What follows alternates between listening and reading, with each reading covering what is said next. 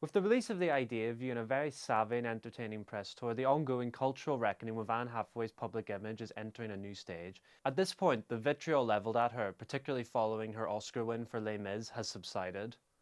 I'm sure there are people who still feel as strongly as they did in that era, but for the most part, the public reputation seems to have rebounded, probably in part because she's in so many iconic films that have held their ground as classics to one degree or another, be they Princess Diaries, Devil Wears Prada, or Brokeback Mountain. The common criticism halfway in that era, the thing that made people so resentful of her, was that she tries too hard.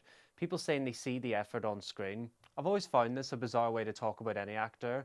I think it stems from some sort of desire people have to be seen acting as something that is second nature or just something that people can shrug off and do in any instance. People who talk earnestly and openly about their craft provoke a strange distaste among certain people.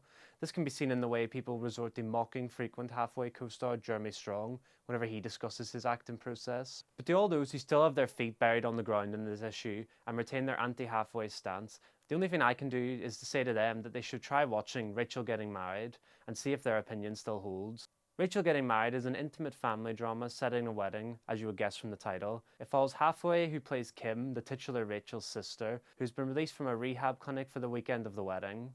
To describe the plot any more from there would be somewhat pointless, as the film is really more about the character interaction and interpersonal relationships unfolding in the lead up to the wedding. What I want to spotlight is Hathaway's performance and how her portrayal of Kim is the single greatest argument for her as not just a good actor, but a great one. From the basic outline of the film, it would be very easy to imagine something really melodramatic and overblown, a film that trades in cheap, loud arguments between family members as the destructive sister disrupts the beautiful wedding. This isn't how the film plays out though, and that's partially in credit to writer Jenny Lumet and director Jonathan Demme, but Hathaway strikes a perfect balance in her role as Kim, portraying her as volatile and self-destructive, but never diminishing her to a caricature.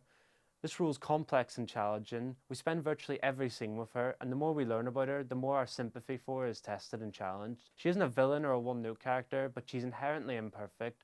Her deceitful nature is highlighted at various points and forces the audience to reckon with her character and the relationship she has with her family.